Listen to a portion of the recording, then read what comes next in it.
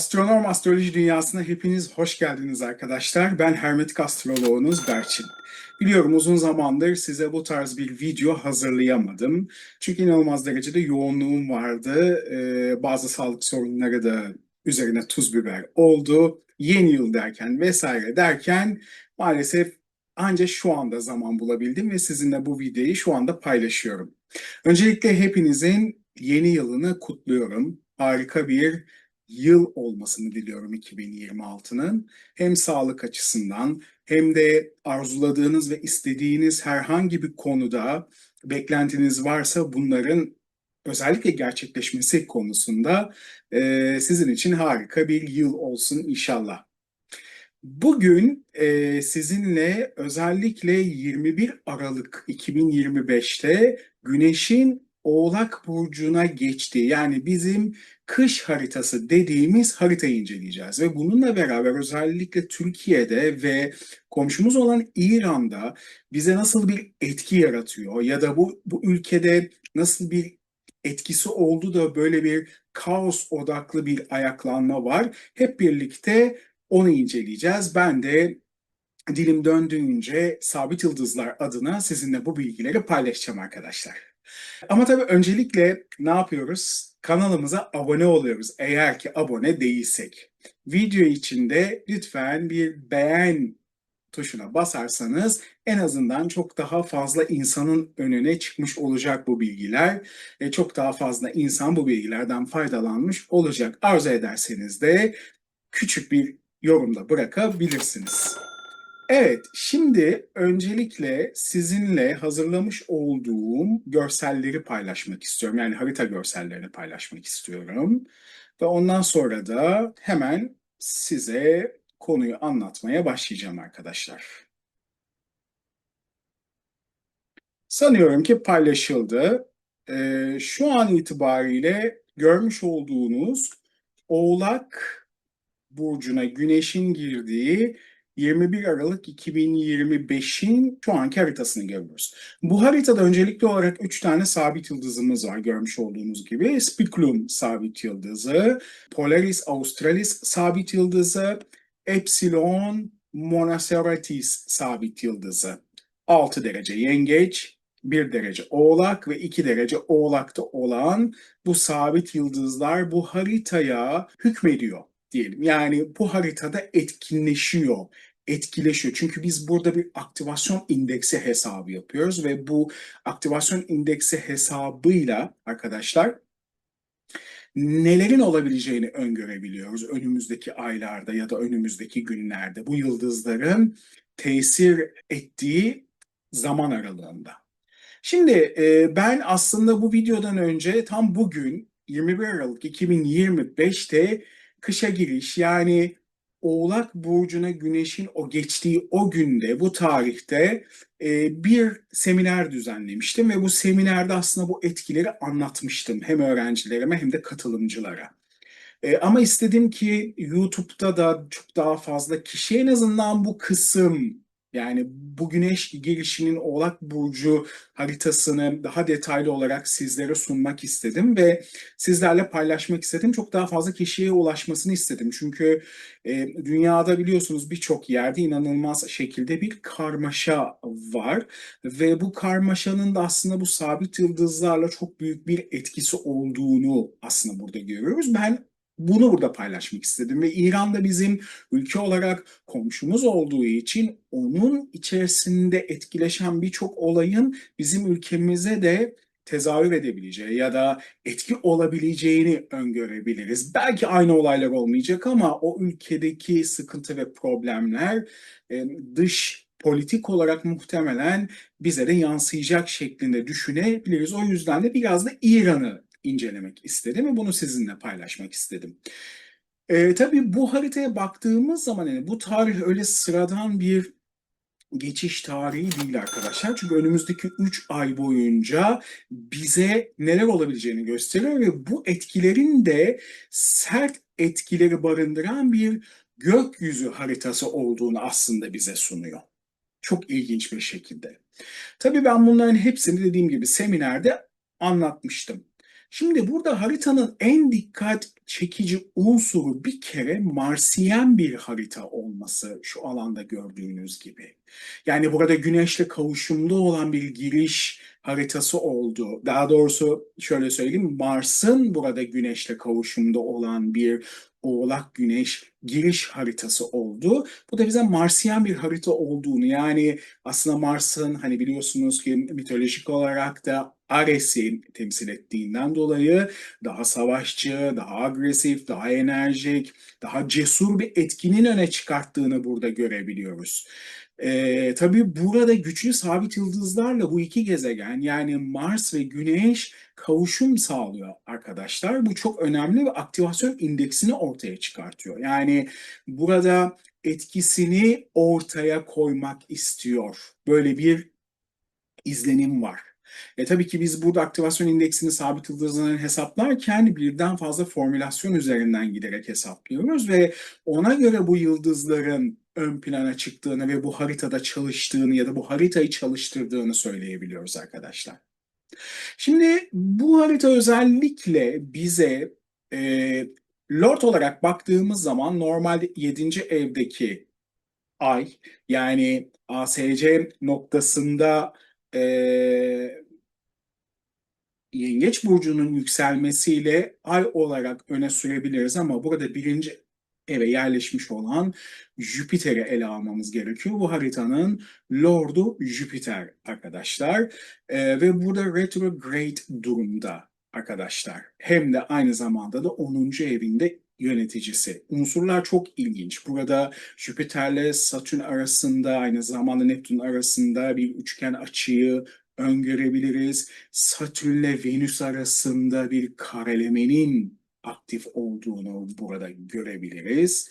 Aynı zamanda da burada tabii ki Mars'ın etkisini ele aldığımız zaman da burada Mars'la Güneş'in kavuşum etkisinin sert etkiler barındırdığını öngörebiliriz. Bunların hepsinin aslında bakıldığında e, tabii ki sabit yıldızlarla etkisi de çok fazla arkadaşlar.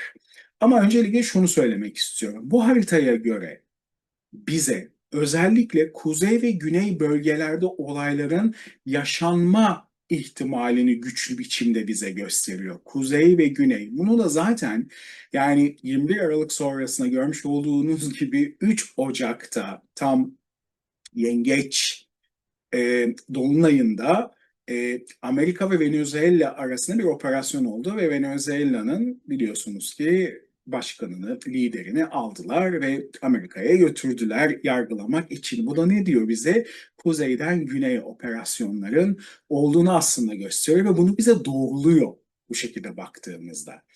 Yükselen burada yengeç olması sular, yağmurlar, deniz ürünleriyle bağlantılı konuların öne çıkacağını ve aynı zamanda yengeçten ötürü hani su elementi ama burada yengeçten ötürü korumacı, muhafazakar, milli ve ulusal meselelerin de gündemde olacağını aslında işaret ediyor. Bunu bize 21 Aralık'ta tüm dünya genelinde kışa giriş haritasında önümüzdeki günler ve aylarda bu konuların zaten olacağını bize bu ingress harita, yani bu mevsim giriş haritası zaten göstermiş oluyor arkadaşlar. Tabii burada gökyüzünde, yani bu harita içerisinde Jüpiter ile Satürn arasındaki üçgen açıda baktığımızda, ülkemiz adına bakıyorum, kış ayının hani bize kışın biraz daha karlı, biraz daha soğuk hani havaları tetikleyebileceğini gösteriyor. Bu aslında normalde astrometeorolojik olarak baktığımızda Jüpiter ılık havaları işaret eder. Yani daha ılıman hani havaları işaret eder. Fakat retrograde harekette, yani zararlı bir konumda olduğu için, yani her ne kadar yücelim asaletinde olsa da burada retrograde olduğu için şu an itibariyle zararlı bir çalışmayı öngörebilirim. Bu da bize aslında ılıman değil, tam tersi daha soğuk ve burada üçgen açıyla birlikte Satürn'e daha kolay etki verecek ki burada zaten Satürn soğuk havaları, hele bir de su elementin, yağmurun, dolunun, karın olabileceğini bize gösteriyor. Jüpiter üçgen açısı da daha abartılı, daha kuvvetli bir kış olabileceğini bize aslında gösteriyor. Baktığımızda İstanbul geneli içerisinde hani bu hani harita İstanbul'a göre çıkarılmış ama hani İstanbul geneli içerisinde evet bir sonuçta kar yağışı aldık. 90 yıllık periyotta üçüncü kere yılbaşına bir kar yağdı İstanbul'da. Ama Türkiye geneline baktığımızda %85 oranında illerde her yerde kar vardı. Ve inanılmaz derecede yoğun bir kar yağışı oldu. Özellikle Batı Karadeniz olarak ele alabilirsek, efendime söyleyeyim yine Doğu Anadolu ve Güney Anadolu özellikle Gaziantep gibi illerimizde ciddi şekilde kar yağışları meydana geldi. Bu da aslında haritanın ne kadar sert kar yağışlarının olacağını ve önümüzdeki günler özellikle Şubat ve Mart aylarında ciddi kar yağışlarını öngörebiliriz. Özellikle Marmara bölgesi adına bunu söyleyebilirim. Çünkü 1987 yılına benzer bir etkinin olabileceğini öngörmüştüm ben. Eğer ki Instagram hesabımı takip ediyorsanız astronorm.astroloji Instagram hesabım aşağıda göreceksiniz. Burada her zaman ben aylar öncesinde hikayelerimde paylaşımlar yapıyorum. Orada bunu yazmıştım. 1987 yılına benzer bir kış ayını işaret ediyor diye. O şekilde eğer ki takip ederseniz siz de bu bilgilerden faydalanabilirsiniz. Bu yüzden Türkiye genelinde 3 ay içi, yani 3 aylık bu periyotta evet bir su sıkıntımız var ama bu sıkıntıyı geri alabileceğimiz etkiler olacak. Yani kar yağışı olacak ya da yağmur olacak ama genellikle kar yağışı olacağı için bu kışı biraz daha rahat aslında geçireceğiz diyebilirim ki Koç İngres haritasını hiç size söylemeyeyim. Orası biraz daha sıkıntılı. Yani bu yaz daha fazla ateş elementinin olduğu, daha kurak, daha suyun olmadığı, daha kuraklığın gündemde olduğu bir seneye gireceğiz Mart itibariyle.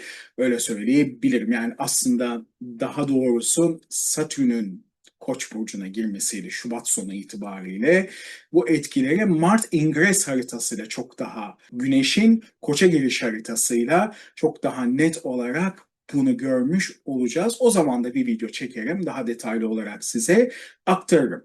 Tabii burada havalardan yine devam etmek yine gerekirse arkadaşlar Venüs ile olan bir karesi yani burada daha doğrusu Venüs'ün Satürn'le olan bir karesi de soğuk havaları tetikleyecektir arkadaşlar. Öncelikle burada özellikle Güneş ile yaptığı o kare açıyı dikkat edersek su ve toprak elementi arasındaki bu kare aslında olumsuz anlamda birbirini besleyecek. Yani burada tahminlerimizden çok daha fazla yağışın olabileceğini öngörebilirim. Elementsel olarak da yine bu şekilde baktığımızda bu ingres haritaya göre bu şekilde ele alabiliriz. Şimdi onun haricinde burada söyleyebileceğim tabii ki Türkiye'de depremsellikle alakalı bir sürü öngörüler yapılıyor. Astrologlar işte bir sürü öngörü yapıyor, bir sürü şey söylüyor. Biz de hesaplamalar yapıyoruz. Biz de sonuçta bazı şeyler söylüyoruz ama öncelikle bunu söylemeden önce şunu söylemek istiyorum. Bir astrolog hiçbir zaman 5 şiddetinde, 3 şiddetinde, 10 şiddetinde, 8 şiddetinde, 9 şiddetinde tahmin veremez. Bakın bunu özellikle altını çiziyorum. Çünkü bizler jeoloji mühendisi değiliz ya da jeofizikçi değiliz.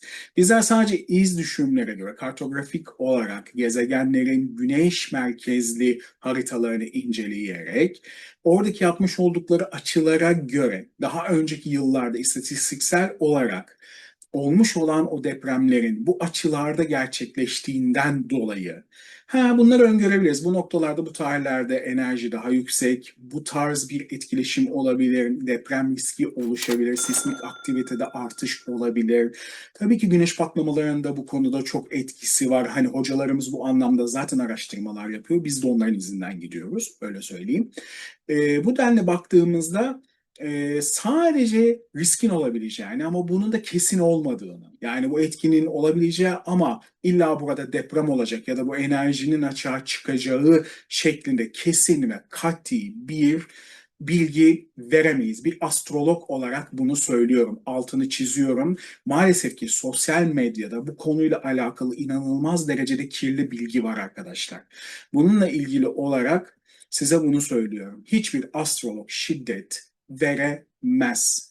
Zamanı kesin olarak veremez. Etkileri söyleyebilir arkadaşlar ve olabilitesi yani dediğim gibi istatistiksel olarak orada bakar, hatlara bakar, orada o gezegenlerin o konum ve açılarına bakar. Ona göre de der ki bu alanda, bu coğrafyada sismik hareket olabilir bu tarihler arasında. Çünkü biz istatistiksel olarak programlarda hesaplamalar da yapıyoruz. Yani burada programlar da bu konuda yanılabilir. Yani yanlış hesaplayabilir. Çünkü her zaman burada benim özellikle söylediğim ve hani her zaman hocalarımdan da öğrendiğim Allahu alem. Yani Allah'tan başka hiç kimse geleceği tahmin edemez, ne olacağını da bilemez. Biz sadece geriye bakarak döngüsel olarak bu gezegen görünümlerinde, bu birleşimlerde, bu kavuşumlarda, bu döngülerde bunlar olmuş. Aynı döngüler, aynı burçta, aynı zamanı bize gösteriyor gibi etkiler var. Bunlar olabilir, oluşabilir ya da bu zamana göre o zamanda olmuş olayları uyarlayarak bir şeyleri tahmin etmeye burada çalışıyoruz. Yani yoksa kesin bu olacak, bu gerçekleşecek gibi bir iddiamız yok. Özellikle benim iddiam yok. Yani sadece burada olabiliteden burada bahsedebiliyoruz. Hiçbir söylediğimizin burada kesinliği yok ama görüyoruz ki astroloji harita olarak çalışıyor, etki olarak çalışıyor. Onun için zaten bu videoyu burada size sunmak istedim. Şimdi gelelim burada tabii ki depremsellik özellikle konusuna. Geleneksel astrolojide arkadaşlar Mars ve Satürn aslında depremselliği inceler. Yani depremselliği bize gösterir haritalarda, öyle söyleyeyim. Mars'ın ASC noktasında birkaç tepkisi var, burada görüyorsunuz. Bu da bize Neptün karesi, özellikle Güneş'le yapmış olduğu bir riski barındırıyor bu anlamda.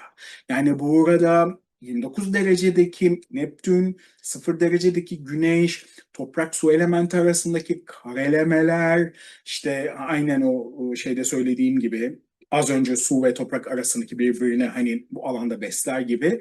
Buradaki bu kareleme arkadaşlar bize denizden karaya doğru bir deprem riskini bize gösterebilir. Nasıl gösterebilir? Şöyle gösterebilir arkadaşlar. Burada Neptün aslında mitolojik olarak Poseidon olarak ortaya çıkıyor ve Poseidon asasını vurdukça arkadaşlar yere deprem oluyor. Çünkü mitolojide deprem üreten bir tanrı olarak aslında anılıyor. O şekilde geçiyor yani. Arketiplerde diyeyim çok daha doğru olur. O yüzden bu karelemenin oluşması ki buna benzer Argonavis takım yıldızıyla bir etkileşimi olmuştu geçen sene Koç'a girdiğinde. O ara yazmıştım. Demiştim ki ben şiddetli burada depremler olacak. Ciddi burada depremler yaşayabiliriz. İstanbul'a depremi oldu, Balıkesir depremi oldu. Efendime söyleyeyim, biliyorsunuz ki Rusya'nın o kuzey taraflarında 8,5-9'a yakın şiddetli depremler oldu. Japonya'da depremler oldu. Yani bu ara biraz sıkıntılı bir etkin olabileceğinden bahsetmiştim. Aynı etki bu Ingres haritada da mevcut. Depremsellik olarak sıkıntı verebilir arkadaşlar. Aynı zamanda şu an burada yok ama Güneş merkezi haritasını incelediğim zaman burada Ingres haritanın burada sabit burçlarda, özellikle sabit burçlarda Merkür ve Plüton'un burada karesini görüyorum ki burada bu alanda Merkür özellikle deprem açısından tetikleyici bir etki verir. Hem Venüs hem de Merkür. Ama burada Merkür'ün özellikle Plüton'a karesi ciddi bir sarsıntının oluşabileceğini öngördürebilir. Aynı zamanda yine Güneş merkezli haritada, yine İngres haritaya göre baktığımızda Satürn-Neptün kavuşumu Mars ile uzaklaşan bir kare, yani daha doğrusu Mars'ın bu gezegenlere karşı uzaklaşan bir karesi varken Dünya'ya da biliyorsunuz ki Güneş merkezli haritada Güneş yok. Güneşin tam karşısında Dünya vardı. Yani şu şekilde izah edeyim size. Normalde burası Perzona, yani yer merkezli haritada. Burada Güneş olduğuna göre tam 0 derece karşısında da bu alanda da ne var? Burada bu alanda da Dünya var. Biz burada Güneş merkezi haritaya çevirdiğimizde koordinatları burada Güneş olmuyor. Biz burada Dünyayı görüyoruz. Buna göre de Satürn-Neptün kavuşumu ve Mars'ın uzaklaşan bir karelemesi olsa da Dünya'ya burada karşıt ve kare açıyla karşılıyor bu gezegenler orada.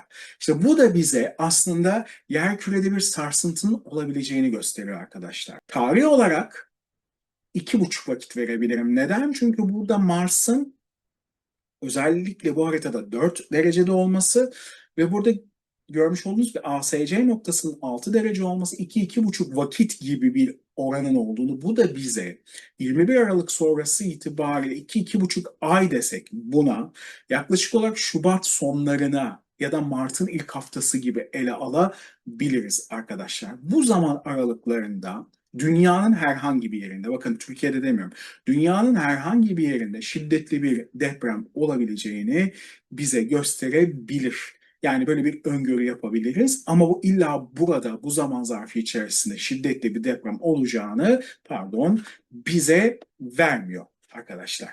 Şimdi şuna gelelim bir de, özellikle depremden sonra salgın hastalıklarla alakalı da bir şeyler söylemek istiyorum. Salgın hastalıklar açısından ilk 3 ayda, yani bu gördüğümüz 21 Aralık'tan 20 Mart'a kadar olan bu süreçte özellikle Neptün ve Mars'ın kare etkilerini ele alabilirim ya da güneşle etkilerini alabilirim. Ancak asıl etkiyi dünya genelinde 17 Eylül 2026'da Mars'ın Güneş'e en yakın olduğu gün biri döneminde aslında bekleyebiliriz ve o anda, o tarihte yine tekrardan incelememiz gerekiyor. Çünkü Mars o tarihte maalesef ki Yengeç burcunda. Yani hatırlıyorsunuz, bundan önceki bir Yengeç burcu geçişinde yangınlar vesaireler, sıkıntılar, özellikle Los Angeles'ta büyük yangınların olduğu etkiler olmuştu.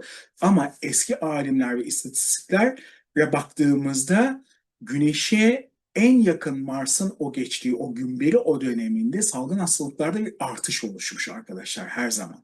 Onun için 17 Eylül 2026'da Mars bu alanda yakın geçeceği için haritasını bu alanda yine bu tarihlerde inceleyerek neler hani bize sunabilir, özellikle bu salgın hastalıklarla ilgili, buna bakmak gerekiyor. Ama Türkiye özelinde ise Jüpiter Satürn arasındaki olumlu üçgen açıdan hani burada bahsedebilirim. Bu aslında biraz daha etkinin büyüyebileceğini, biraz daha etkinin oluşabileceğini ve burada kareleme, özellikle bu Neptün'le Güneş'in burada kareleme etkisini önümüzdeki 3 ayda ateşli hastalıklar konusunda biraz daha zorlayıcı etkin öne çıkabileceğini bize söylüyor.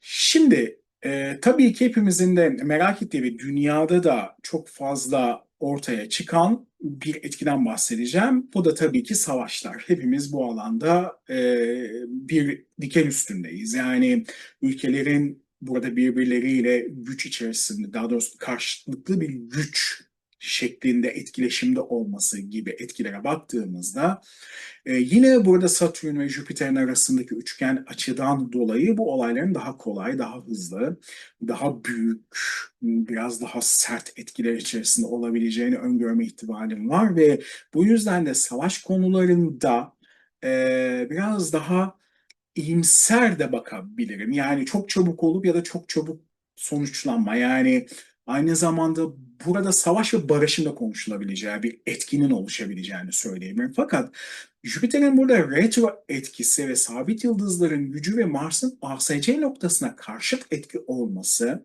ve burada Mars'ın Güneş kavuşumlu şekilde ingress'in ortaya çıkması ve 6. evde olup etkilerini 7. eve doğru taşımak istemesi, özellikle Mars'ın bu etkide biraz zorlayıcı etkilerin ortaya çıkabileceğini de bize gösteriyor arkadaşlar. Ülkemiz adına zorlayıcı ve riskli durumlarla karşılaşma ihtimalimizin olabileceğini de bize gösteriyor. Yani bu şekilde söyleyebilirim bu konuyla ilgili size. Bu arada tabii şunu da söylemek lazım. Burada tabii size genel etkilerden bahsediyorum ama bizi doğrudan ilgilendiren noktalara değinmek istersen, bu Marsiyen haritanın benim hesaplarıma göre savaş noktası 19 derece yengeç. Yani şu noktalara denk geliyor arkadaşlar. 19 derece yengeç noktasına olduğu zaman bu da bizim ülke haritamızda, bir sonraki haritaya buraya geçtiğimde görmüş olduğunuz gibi burada birinci eve denk geliyor. Tam şu noktaya denk geliyor. Şurada şu kırmızı işaretli olan bu noktaya denk gelmiş oluyor. Ve burada İngiliz haritayı incelediğimizde görmüş olduğunuz gibi bu alanda Ay'la burada bu noktanın karşıt açısı var. Aynı zamanda bu noktayla Ay'ın, yani İngiliz haritasındaki Ay'ın ülkemizin Kayron'u ile bir tek kare içerisinde bu alanda. Aslında bu bize ülkemiz açısından özellikle milli güvenlik, ülke kimliğinin burada korunması, etkileşilmesi, halk ve dış politika, dış ülkelerle olan etkileşime baktığımızda daha korumacı, daha muhafazakar ve daha milli olan o güvenlik konularının gözden geçirilerek daha sağlam bir karar alınarak kuvvetlendirilmesi gerektiğini bize aslında bu haritada bir şekilde gösteriyor. Yani bir de şöyle de bir durum var. Burada Mars'ın özellikle İngiliz harita girişiyle ülkemizdeki Mars'ı karelemesi, özellikle burada topraklar konusu, 6. ev odaklı olduğumuz zaman yani 6. evin konularını burada 4. eve taşıması yani ordu, savaş, efendim operasyon gibi konuların bizim burada topraklarımıza taşıdığını burada öngörebilirim ki bunu bize gösterebilir. İnşallah böyle bir durum olmaz. Böyle bir etki var. Tabii şunu unutmayalım.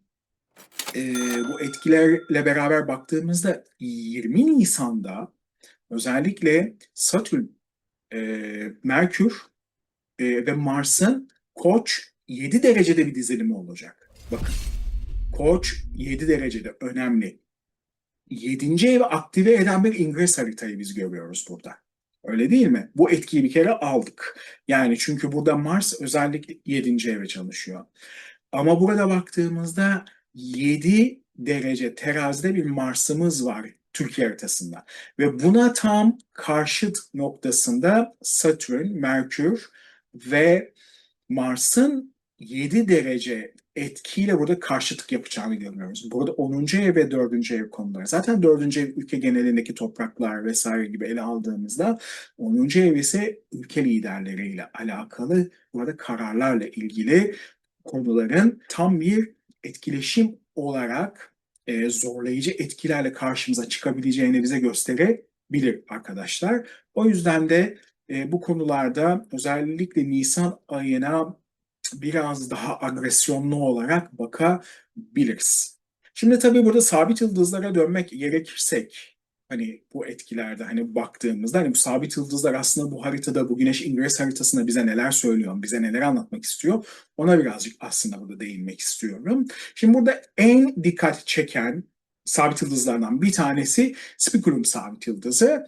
Yay takım yıldızında yer alan Mars ve Ay'ın doğasında olan bir yıldız arkadaşlar. Mars ve Güneş ile etkileşim sağlıyor burada. Çünkü burada görmüş olduğunuz gibi 1 derece Oğlak'ta burada hem Güneşle kavuşma etkisinde hem de Mars'ın yöneticisi burada Mars olduğu için yani burada doğasındaki gezegen Mars ve Ay olduğu için Mars'la da burada kavuşum etkisinde güçlü bir kavuşum etkisinde olarak orb olarak ele alabilirim. Mars ve Güneş ile etkileşim sağlıyor. Mars'la birlikte özellikle Mars ile birlikte sayı yani aktivasyon indeksini burada gerçekleştiriyor. Çok da kuvvetli bir şekilde. Unutmayın size bir hatırlatma yapmak istiyorum. Bu sabit yıldız yani Spiculum sabit yıldızı yay takım yıldızındaki 11 Eylül 2001'de Mars'ın GAT kavuşumlu olarak bu yıldızla yine bir etkileşimi vardı. Burada ne olmuştu? İkiz Kulelere saldırı olmuştu hatırlıyorsanız. Değil mi? Şimdi burada bize söylemek istediği şey de buna benzer terör olayları ya da saldırılar ya da girişimler. Aynı zamanda dini ve felsefi konularda aşırılık. Saldırılar, ayaklanmalar, bu ayaklanmaların tetiklenmesi ve bu tarz etkilerin olabilecek bize o potansiyellerini aslında gösteriyor. Mars'ın Oğlak'ta yücelimde olması bu etkiyi aslında tersine çevirir mi? Hani asalet olarak burada baktığımızda hayır. Çünkü kendi doğasındaki bir gezegenle burada kavuşum etkisinde özellikle bu yıldız. Tabii burada biz bu aktivasyon indeksini hesaplarken şimdi siz diyeceksiniz belki de biraz astrolojiyle ilgili olan işte orbu 1 ya da 2 derece almanız gerekirdi işte niye bu kadar geniş bir orbu ele aldınız? Aktivasyon indeksinde bazı hesaplama teknikleri var. Bu hesaplama tekniklerini uyguladığımızda kendi doğasındaki olan bir gezegenle eğer etkileşim varsa 4 derece orba kadar alma durumumuz var. Yani maalesef ki ülkemizde sabit yıldızlar konusunda ciddi derecede bir açık var. Çoğu kişi doğru kullanmıyor. O yüzden bu haritanın burada ne kadar da doğru uygulandığını, ne kadar da doğru şekilde çalıştığını da bu şekilde görmüş olacaksınız. Bu anlattıklarım da bir nevi aslında ders niteliğinde diyebilirim ki sabit yıldızlar adına 7 aylık süren bir uzmanlık eğitimim de var. Hani onun da burada altını çizeyim arkadaşlar. Şimdi burada yücelimde olan bir gezegenin sabit yıldızla kavuşması kendi o doğasındaki bir özellikle gezegenle kavuşum yaptığı için sabit yıldız etkisini yüceltir. Yani daha overdose bir boyuta çıkartmış olacaktır. Bu da çok güçlü ama aynı zamanda çabuk alevlenip çabuk da sönen bir etki yaratacak diyebiliriz bu anlamda. Mars yay takım yıldızında ilerlerken daima saldırgan bir tavır sergiler arkadaşlar. Şöyle düşünün, okunu hedefe doğru gerer ve atışını yapar. Net, bakın net. Bu da hayvani o duyguların insani o duyguları aslında bastırmasını simgeler. Çünkü baktığımız zaman yay burcuna altı hayvan ve üstü insanları değil mi? Böyle okunu çeker şeklindedir. Şimdi burada 6. evde aktive olduğunda hani bu haritaya göre baktığımızda roketler, hedef alma ve ateş etme gibi temaları aslında bize gösteriyor. Burada tabii ki güneşi de unutmamak lazım. Burada güneş ise benzer etkileri liderler adına bize aslında gösterebilir. Yani güçlü bir müttefikin başkasına zarar vermesi, bu şekilde bir hedefe girmesi, bu yıldız etkisi uluslararası ilişkilerde o yapılacak anlaşmaların riskini, kimi için bu girişimlerin zafer, kimi için ise yıkım olarak işaret ettiğini gösterebilir ki ABD ve Venezuela bu tanıma tam uymaktadır bu yıldızın etkisinde. 6. evdeki bu etki ulusal hizmetler, özellikle burada devlet çalışanları, ordu, silahlı kuvvetler ve donanma gibi kritik alanları bir kere doğrudan etkiliyor. Orb olarak bakıldığında zaten burada Mars'ın 7. evi tetiklemesi ya da daha doğru bir tabirle 7. evi çalıştırmasına baktığımızda ise ülkelerin diğer ülkeler karşısındaki statüsünü, örgütlenmeleri, suç unsurları ve dış siyasette savaş ve barış gibi ciddi konuların gündeme gelmesini işaret ediyor ki bunu da İran odaklı olarak zaten görebiliyoruz. Çok net bir şekilde. Ya da Suriye odaklı bu şekilde görebilirsiniz. Tabii bu noktaya sadece spekülum sabit yıldız değil, aynı zamanda da gördüğünüz gibi Polaris Australis sabit yıldızı da etki ediyor. Ama tabii ki spekülum kadar değil ama bu sabit yıldızın da bir etkisi var. Evlerle bunlar bu arada arkadaşlar çalışıyorlar. Bilginiz olsun. Yani evleri aktive ediyorlar burada. Bunların da bir hesaplama tekniği var. Yani bizim ülkemizde maalesef sabit yıldızlar şöyle öğretiliyor. Bir gezegende sabit yıldız kavuşuyor. Bu tarz etkiler veriliyor. Ya da işte sabit yıldızla örnek veriyorum Sirius'la Ay kavuşuyor. Hadi şu şey yapalım, ritüeli yapalım, şu duaları yapalım, şöyle de dileklerde bulun. Sabit yıldızlar hiçbir zaman dilek kapısı, dua kapısı değildir. Bunlarla ilgili kendinizi kandırmayın. Bir kere özellikle söyleyeyim. Sabit yıldızların karmik kod sistemi vardır. Biliyorsunuz bundan birkaç ay önce özellikle NASA gökyüzündeki karanlık madde içerisinde kozmik ağları bize resmetti, öyle değil mi? Onlar da gök adaları içerisinde, yani gök adalar arasındaki birbirine bağlı o kozmik o titreşimler. İşte bu sabit yıldızlar içerisindeki o kod sistemi var. O kod sistemi titreşim olduğu zaman, bu biraz hermetik astroloji alanına giriyor. Titreşim olduğu zaman insan ruhuna tezahür ediyor bu konular.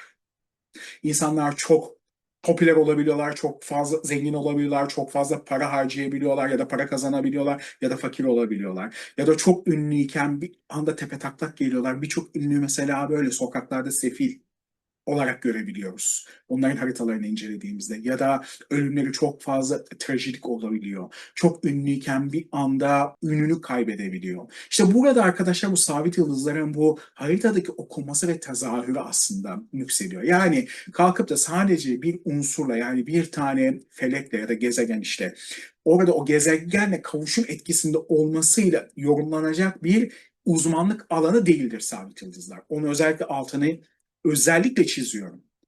Bir sürü hesaplama tekniği var, okuma teknikleri var ve içerisinde bir çiçek gibi açılan karmik kod sistemi var. Bunu ortaya çıkartılması gerekiyor. Şu anda zaten buradaki haritada bunu yaşıyor dünya. Şimdi burada özellikle Polaris Australis'e baktığımda Octans takım yıldızında yer alan bir sabit yıldız. Bize keşifleri, bilinmeyeni keşfetmeyi anlatır aslında. Burada Venüs ve Satürn doğasında olan bir sabit yıldızdır Polaris Australis. Bu da bize bu gezegenler arasında çözülmemiş, kafa karıştıran her şeyin kodunu hafızasında barındırır. Aslında bu sistemi bizim önümüze sunar. Bu yıldızın etkisi arkadaşlar tutkulu patlamalar gibidir. Adeta bir volkanın içinde aniden o patlayacak bir enerjiyi düşünün. Lavların o püskürdüğü gibi insanın içerisinde o biriktirmiş olduğu o içerisinde o taşlaşmış olan unsurun Venüs'ün akışkanlığıyla çözülerek ortaya çıkması, ortaya patlaması kontrollü bir şekilde. Bu da aslında bize ne veriyor biliyor musunuz? Kişilerin içerisindeki o duyguların intikam o duygusunun açığa çıkartarak çok sert bir şekilde tezahür edebileceğini bize gösteriyor.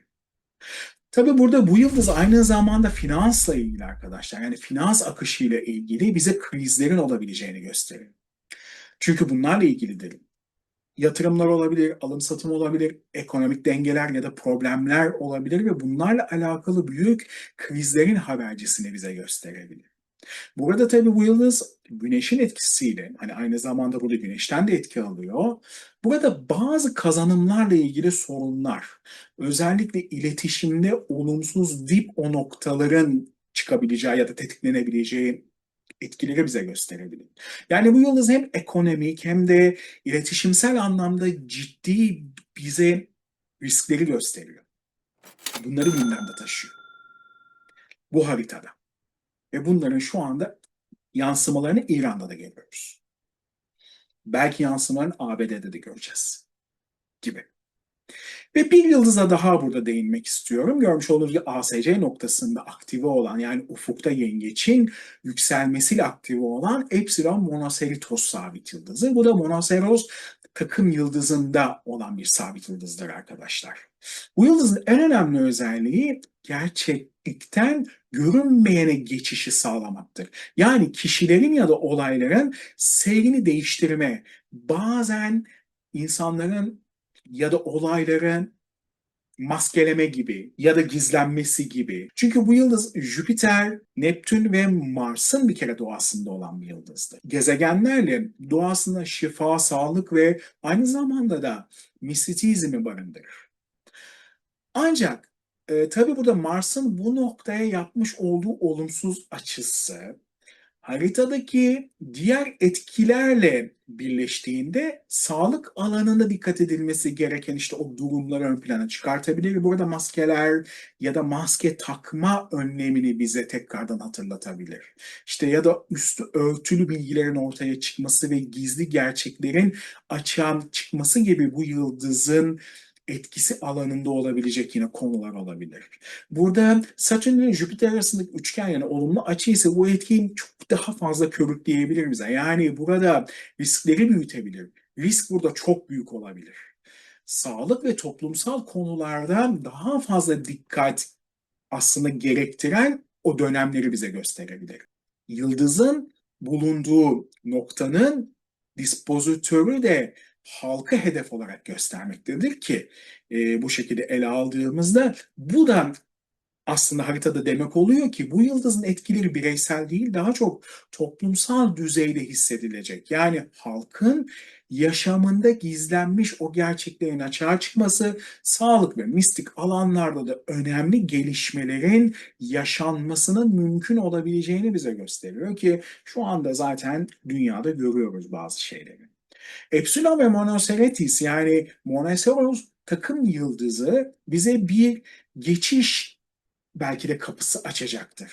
Burada görünenden görünmeyene ya da bilinenin ötesine belki de geçmeyi.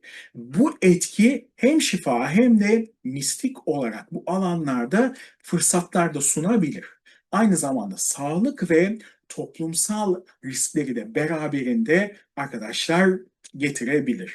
Bu çok çok önemli bir konu.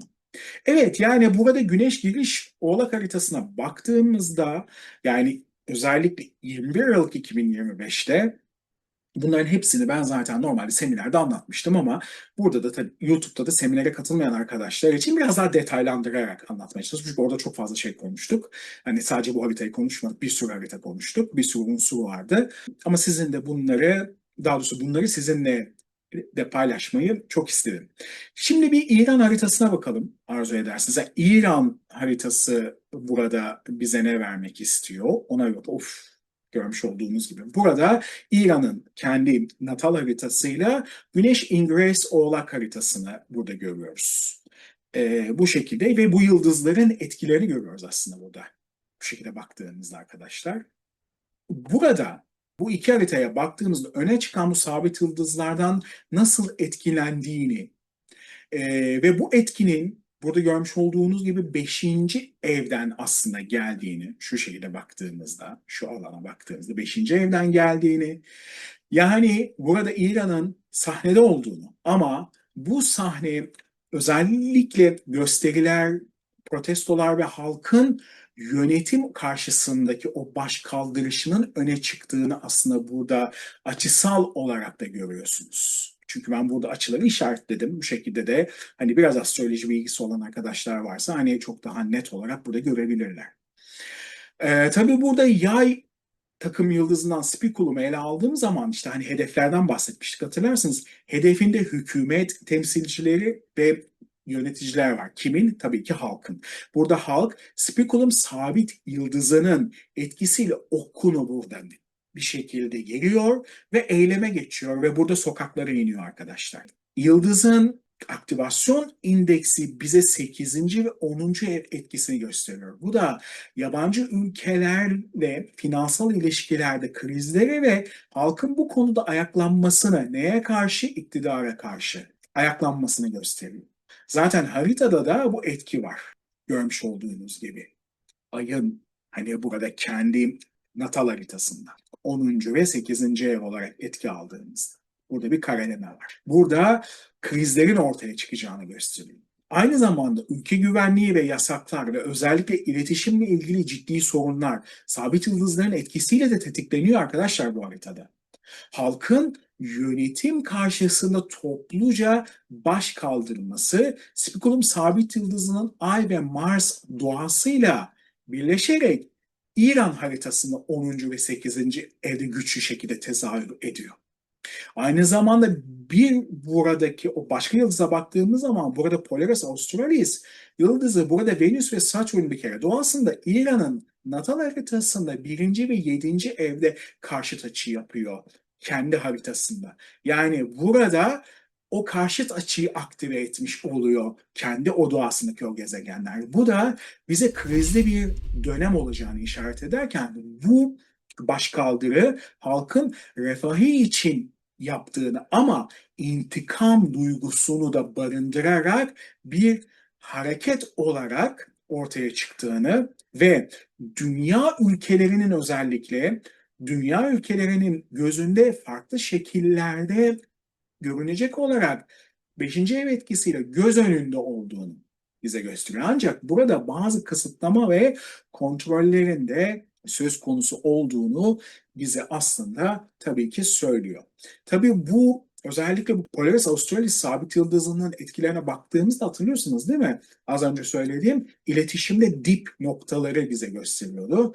İran'la iletişim kesin, internet yok, telefon hatları yok vesaire gibi etkiler nasıl bu sabit yıldızların bir haritada tezahür ettiğini, o kodu nasıl çıkarttığını burada görebiliyorsunuz. Çok rahatlıkla arkadaşlar. Net bir şekilde. İşte bu etkileşimler ülke adına finansal sorunları da ortaya çıkartıyor ve bu sorunların finansal sorunlardan kaynaklı olduğunu gösteriyor ki zaten biliyorsunuz bu sabit yıldız etkisinde finansal bir kere krizler ortaya çıkıyordu. Bu etkiyi alan ülke görmüş olduğunuz gibi inanılmaz derecede büyük bir enflasyon eşiğinde halkın bir kere sokaklara çıkması tetikleniyor. Burada tabii ki devlet yönetimi tarafından kısıtlamalar, engellemeler olabiliyor. Hatta ölümler bile gündeme gelebilir demiştim. Bu şekilde de ortaya çıkıyor zaten. Son olarak burada savaş noktasını ele aldığımız zaman hani 19 derece yengeç burada savaş noktası, Arap noktası olarak aldığımda ay olarak alıyorum biliyorsunuz ki. Şimdi tabii ki bu haritada dispozitöre gitmem lazım. Yani ay burada ne konumda? 10. evde. Bu da ay ile karşıt açı aslında burada yapması.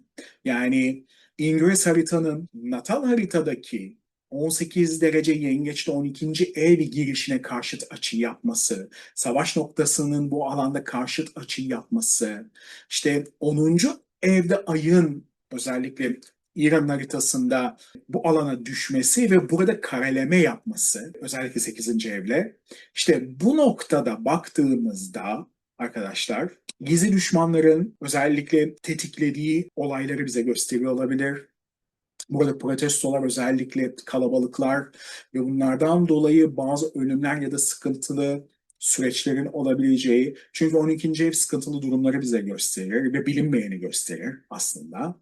Ondan sonra ve bu ülke adına birçok şeyi de bilmediğimizi ya da gizli olan birçok şeylerin ortaya çıktığını ve dış güçlerin maalesef ki ay karşıtlığıyla beraber dış güçlerin de bir müdahalesi olabileceğini aslında burada yani bu özellikle sabit yıldızlar ve bu noktanın harekete geçmesiyle dış güçlerin de buraya bir operasyon düzenleyebileceğini de öngörebiliriz. Tabii burada sadece kalmıyor. Son olarak bir harita daha paylaşacağım sizinle. Burada da tabii ki İran'ın lideri ve aynı zamanda Güneş giriş haritası ve 20 Nisan'da o gerçekleşecek olan arkadaşlar görmüş olduğunuz gibi bakın burada Satürn, Mars ve Merkür'ün 7 derecede olduğu o noktaları burada görüyoruz ve görmüş olduğunuz gibi yine 10. evden alıyor. Burada İran lideri ön planda.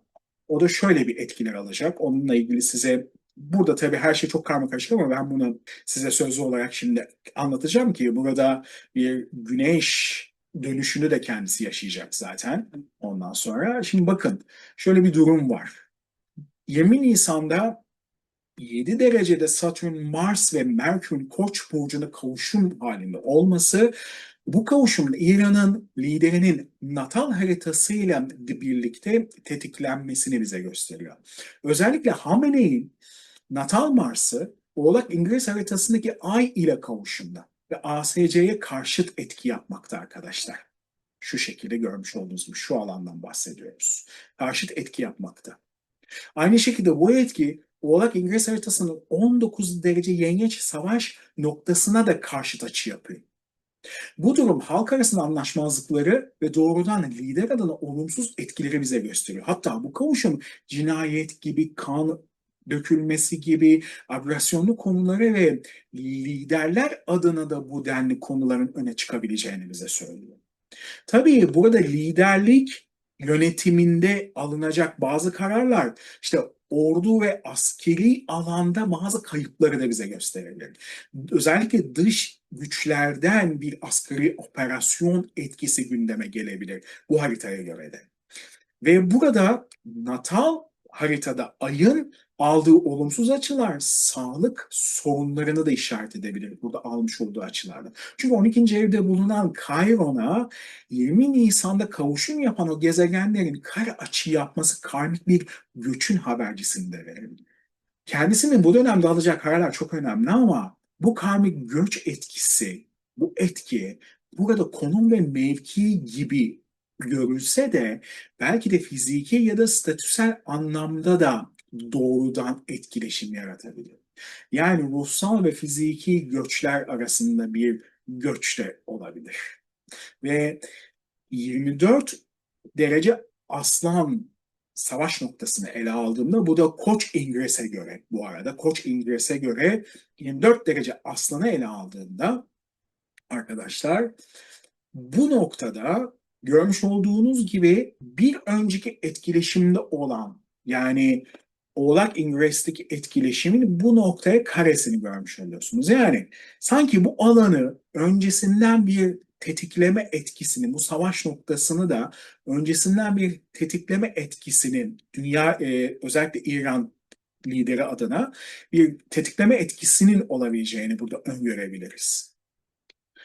Tabii ki bu etkileşimi ele aldığımızda ve buraya yapmış oldukları bu kareleme açıyla 12. evindeki bu Kayron'a, buradaki bu kareleme açı ve tabii ki burada oluşabilecek yine bu kareleme açısıyla şu alanda baktığımızda burada arkadaşlar ciddi şekilde bir zorluk, özellikle bu lider adına ciddi şekilde bir zorluğun ön plana çıkacağını ve özellikle Şubat ve Nisan ayları zorlayıcı etkilerin bir kere bu alanda etki edebileceğini ve kendi bu doğum haritasında doğum ile batışın aynı zaman dilim içerisinde olabileceğini bize gösteriyor.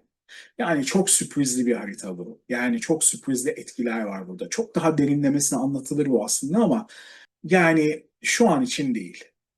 Sadece bu kadar sizinle bu konuyu, hani buradaki bu sabit yıldızların etkileşimini sizinle burada paylaşmam benim için zaten yeterli. 6. evden burada tetikleme aldığı için kendi haritasında özellikle sağlık konuları, kendi o çevresindeki çalışma alanı ciddi şekilde burada bir sarsıntı etkisi zaten kendi alacak ki burada ASC noktasında görmüş olduğunuz gibi zaten her iki noktada da Jüpiterlerden etki alacak. Ve burada zaten ingres haritada Jüpiter'den bir retro etkisi almış olacak kendi alanında. Yani biraz girişimlerinde, yaptıklarında, söylediklerinde ya da kendi nasıl diyeyim motivasyonlarını ortaya koyduğunda biraz daha zararlı sonuçlarla karşılaşabileceğini burada öngörebilirim. Tabii hepimiz izleyeceğiz burada neler olacağını. Benim bu haritalarla ilgili olarak size söyleyeceğim ve aktaracaklarım bu kadar arkadaşlar. Biraz tabii teknik, biraz daha böyle sizin anlayabileceğiniz bir dile çevirmeye daha doğrusu çalışarak anlatmaya çalıştım. Eğer sunum içerisinde de yani bu video içerisinde de sürçülisan ettiysem affola. Çünkü çok uzun zamandan beri bir video çekmemiştim. Ama hani elimden geldiğince hani haritalar üzerinde o görmüş olduğum açıların, oluşumların ve özellikle sabit yıldızların o kod sistemini özellikle ingres haritayla o tezahür etmesini size bir şekilde anlatmaya çalıştım. İran üzerinden anlatmaya çalıştım bunu. Çünkü sonuçta bizim komşumuz olduğu için otomatikman bizi de etkileyebilecek durumlar olabilir arkadaşlar. Evet benim bugün size anlatacaklarım bu kadar. Eğer bu videoyu buraya kadar izlediyseniz lütfen bir kere eğer ki kanalıma abone değilseniz lütfen abone olun. Yani bu çok önemli.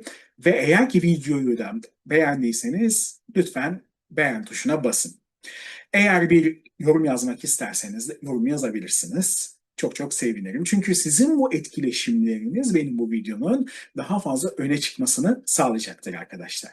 Herkese çok çok teşekkür ediyorum. Bir sonraki videoda görüşmek üzere diyorum. Kendinize çok iyi bakın ve sağlıcakla kalın.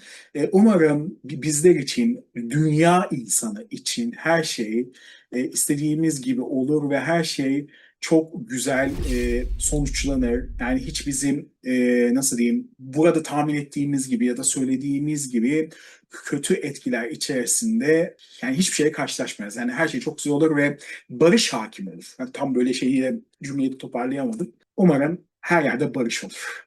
Peki kendinize çok iyi bakın ve bir sonraki videoda görüşmek üzere diyorum.